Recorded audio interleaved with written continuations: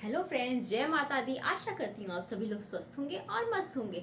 तो फ्रेंड, आज मैं आपके लिए जो रेसिपी लेके आई हूँ वो विंटर स्पेशल तो है, साथ ही साथ आपकी कई रोगों का इलाज भी है।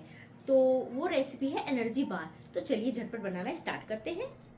तो फ्रेंड, आज हम लोग एनर्जी बाइट बनाने के लिए या कह सकते हैं एनर्जी बार बनाने के लिए इसमें जो सामग्री हम यूज़ करने वाले हैं उसको सबसे पहले मैं आपको दिखा देती हूँ। तो यहाँ पर मैंने 50 ग्राम मेलन सीड्स लिए हैं, 50 ग्राम मैंने यहाँ पम्पकिन सीड्स लिया है, और 50 ग्राम काजू, 50 ग्राम बादाम, 50 ग्राम अखरोट और 50 ग्राम पिस्ता लिया है। साथ ही साथ यहाँ रिजुक या तो फिर इसको हम कह सकते हैं कि मेथी घास के बीज लिए हैं। और यहाँ पर हमने आपका 100 ग्राम गुड़ लिया हुआ है, और इसमें 50 ग्राम हम काला तिल या आप चाहे तो सफ़ेद तिल भी यूज़ कर सकते हैं, और 50 ग्राम ही हम अलसी के बीज यूज़ करने वाले हैं। तो चलिए प्रोसीजर स्टार्ट करते हैं बनाने का। तो फ्रेंड, यहाँ मैंने पैन गर्म होने के लिए रख दिया था, और सबसे पहले इसमें हम 50 ग्राम तिल भुनेंगे और धीमी आंच पर इसको हमको लगातार चलाते हुए रोस्ट कर लेना है। तो फ्रेंड, एक बार इस एनर्जी बार को अगर आप बना करके रख लेते हैं तो ये आपके लिए एकदम ठंडियों का रामबाण साबित होने वाला है। तिल हमारे कोलेस्ट्रॉल के साथ साथ आपका यूरिक एसिड, जिन लोगों को यूरिक एसिड होती है उनके लिए काला तिल आपका रामबाण दवा का काम करता है। आप चाहें तो तिल के लड्डू बना लीजिए, तिल की चिक्की बना लीजिए, या अगर आप तिल के लड्डू और चिक्की नहीं बनाना चाहते तो नॉर्मली आप इसको रोस्ट करके हल्का सा गुनगुने पानी के साथ खा लीजिए, तो भी बहुत फ़ायदेमंद होता है। क्योंकि तिल की चिक्की या तिल का लड्डू जो होता है वो आपके यूरिक एसिड के साथ साथ आयरन की कमी को भी पूरा करता है। तो फ्रेंड, यहाँ पर हमारा तिल अच्छे से रोस्ट हो गया है, और इसको अब हम एक प्लेट में ट्रांसफ़र कर लेंगे। आप चाहें तो इस तरह से हाथ में लेकर के ये चेक करिएगा, तो तिल एकदम से बढ़िया से मैश हो जाएगा। तो इस स्टेज पे हम इसको एक पैन में प्लेट में ट्रांसफ़र कर लेंगे। अब यहाँ पर 50 ग्राम ही हम फ्लैक्स सीड यूज़ करेंगे। तो ये हमने 50 ग्राम इसमें फ्लैक्स सीड ले लिया है, और इसको भी हम लगातार धीमी आंच पर चलाते हुए ही रोस्ट करेंगे। फ्लैक्स सीड जो होता है आपके कोलेस्ट्रॉल के लिए बहुत फ़ायदेमंद होता है, साथ ही साथ वेट लूज में भी इसका बहुत महत्वपूर्ण रोल होता है। मसल पेन जिनको ज़्यादा रहता होगा उनके लिए फ्लैक्स सीड बहुत फ़ायदेमंद है, जैसे कि आर्थराइटिस, थायराइड, इन सब चीज़ों में फ्लैक्स सीड बहुत फ़ायदेमंद होता है। तो यहाँ फ्रेंड, हमारा फ्लैक्स सीड भी अच्छे से रोस्ट हो गया है। अच्छा फ्रेंड, यहाँ पर जितनी भी चीज़ें हैं सब ड्राई रोस्ट ही करनी है, क्योंकि इनमें अपना खुद का ऑयल होता है, इसलिए हमें इसमें किसी भी तरह का घी या रिफाइंड वगैरह यूज़ नहीं करना है। तो इसको अब हम इसको भी प्लेट में ट्रांसफ़र कर लेंगे। अब सबसे पहले फ्रेंड, हम इसमें क्या करेंगे, जो हमने रिजुक लिया था जिसे हम मेथी घास का बीज भी कहते हैं, इसको हम रोस्ट करेंगे। ये भी मैंने 50 ग्राम ही लिया हुआ है। तो फ्रेंड, सारी चीज़ें आप एक मेजरमेंट के साथ ही लेंगे तो ही अच्छे से हमारा एनर्जी बार बनके तैयार होगा। फ्रेंड, ये जो हमारा बैड कोलेस्ट्रॉल होता है और जिनको हार्ट वगैरह की दिक्कत होती है फ्रेंड, उनके लिए भी फ़ायदेमंद होता है। पेट की बहुत सारी चीज़ों को, जैसे कि पेट में कब्ज होना और अनियमित पीरियड्स होना, तो इन सब चीज़ों में भी इसका बहुत फ़ायदेमंद माना जाता है ये आपका। तो ये देखिए फ्रेंड, इसमें कितना अच्छा चट चट की आवाज़ आ रही है। इस स्टेज पे ये हमारा अच्छे से रोस्ट हो गया है, तो इसको भी हम एक बर्तन में ट्रांसफ़र कर लेंगे। और यहाँ पर हम सबसे पहले क्या करेंगे कि बादाम को रोस्ट करेंगे।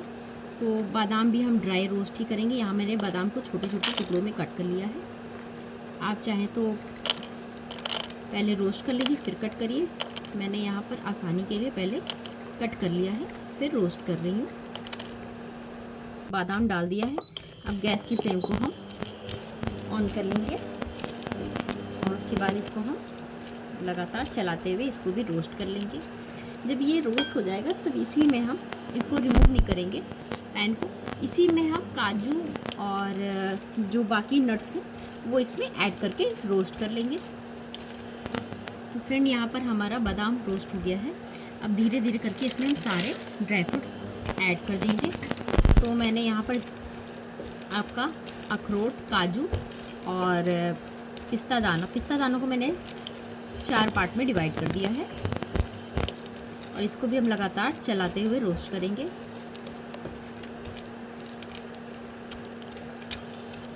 फ्रेंड इसी स्टेज पे हम पम्पकिन सीड्स और मेलन सीड्स को भी ऐड कर देंगे। तो ये सारे जितने भी ड्राई फ्रूट्स हैं, सीड्स हैं, ये हमारे लिए किसी न किसी तरह रोगों से लड़ने की क्षमता प्रदान करते हैं। तो फ्रेंड पहले की दादी अम्मा वगैरह भी हम लोग की कहती थी कि हमारे किचन में ही हमारे सेहत का खजाना छुपा हुआ। आज वही चीज़ें हम लोग को जब डॉक्टर बताते हैं तब हम लोग यूज़ करते हैं, नहीं तो फास्ट फूड की दुनिया में भागते रहते हैं। तो फ्रेंड ये सारी चीज़ें हमारे किचन की ही हैं और इनसे ही हमारे सेहत का खजाना जुड़ा हुआ है। तो इसको भी हम लगातार चलाते हुए रोस्ट कर लेंगे। ध्यान रहे ये सारी चीज़ें धीमी आंच पर ही हमें रोस्ट करनी है। तो फ्रेंड यहाँ पर हमारे सारे ड्राई फ्रूट्स रोस्ट हो गए हैं, सारे सीड रोस्ट हो गए हैं। तो इस स्टेज पे हम गैस की फ्लेम को ऑफ कर देंगे और सारे मटेरियल को हम एक प्लेट में ट्रांसफ़र कर लेंगे। सेम पैन में मैंने क्या किया है, पैन को साफ़ कर लिया है और यहाँ पर मैंने 100 ग्राम गुड़ लिया है।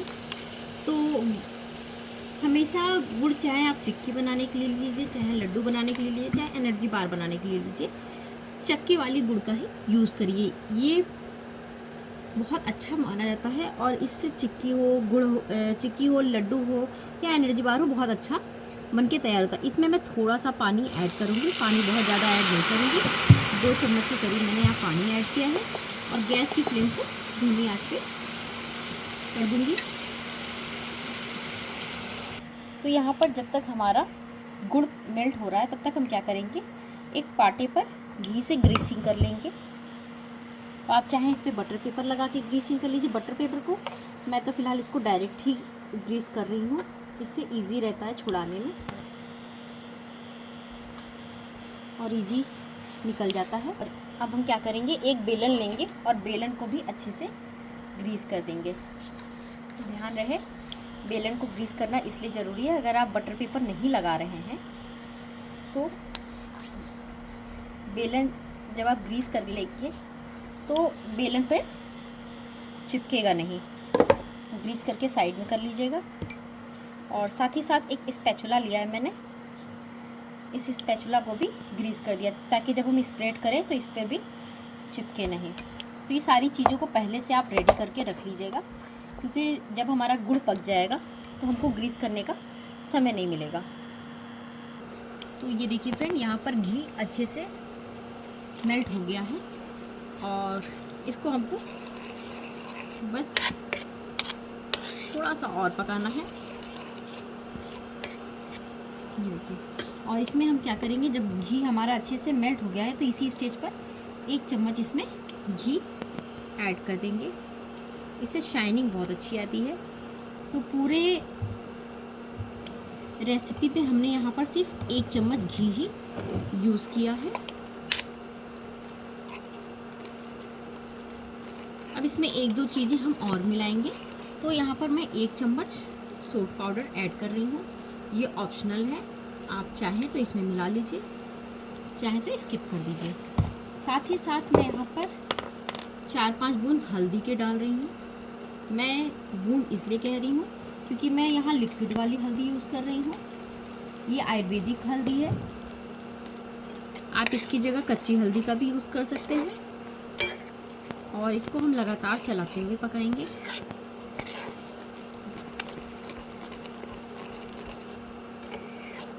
और यहाँ पर मैं 1 पिंच फ्रेंड मीठा सोडा यूज़ कर रही हूँ। ये ऑप्शनल है, आप चाहें तो ऐड करिए, नहीं तो स्किप कर दीजिए। इससे स्टोर करने में अच्छा रहता है और मार्केट जैसे एकदम क्रंचीनेस बना रहता है। ये टोटली ऑप्शनल है फ्रेंड।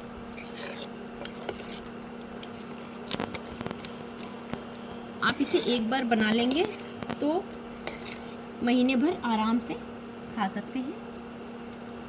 अब यहाँ पर हम क्या करेंगे, एक बाउल में पानी ले लेंगे और गुड़ चेक कर लेंगे कि हमारा गुड़ अच्छे से पका है कि नहीं।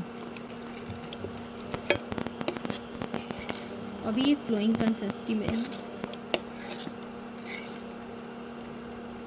तो यहाँ पर हम क्या करेंगे, 2 से 4 बूंद पानी में इसको डाल के 1 मिनट के बाद इसको चेक कर लेंगे।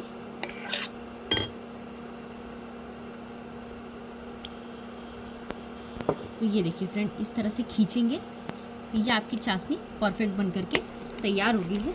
इस स्टेज पर हम गैस की फ्लेम को ऑफ कर देंगे और हमने जितना भी ड्राई फ्रूट और सीड वगैरह भून करके रखा उसको सब एक साथ ही मिक्स कर देंगे। और फटाफट यहाँ पे करिएगा फ्रेंड, चलाते हुए हमको मिक्स कर लेना है। देख सकते हैं मैंने गुड़ की मात्रा बहुत कम रखी है ताकि बस ये बाइंडिंग होने भर का रहे। बहुत ज़्यादा गुड़ नहीं डाला है मैंने। इसको मैं अच्छे से स्प्रेड कर लूँगी, पहले इसमें मिक्स कर लूँगी और तब हमने जो ग्रीसिंग करके पाटा रखा है उस पाटे पर स्प्रेड कर देंगे। ये देखिए फटाफट इसको मैंने मिक्स कर लिया है।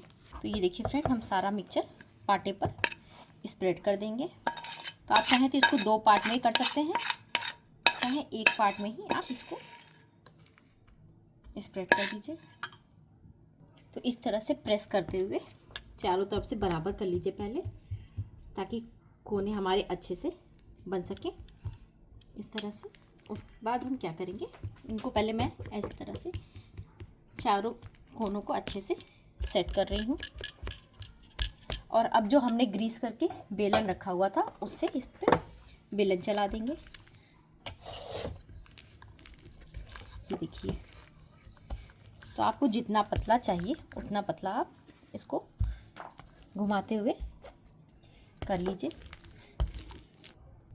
तो फ्रेंड यहाँ पर हम क्या करेंगे, एक कट का निशान लगा लेंगे। पूरा हमको अलग नहीं करना है और जितना बड़ा आपको चाहिए उतना बड़ा आप इस पर कट के निशान लगा लीजिए। तो गरम गरम में इसलिए लगाते हैं ताकि हमको आसानी हो जाए कट करने में। तो मैं थोड़ा सा इसको चौड़ा चौड़ा अभी लगा रही हूँ।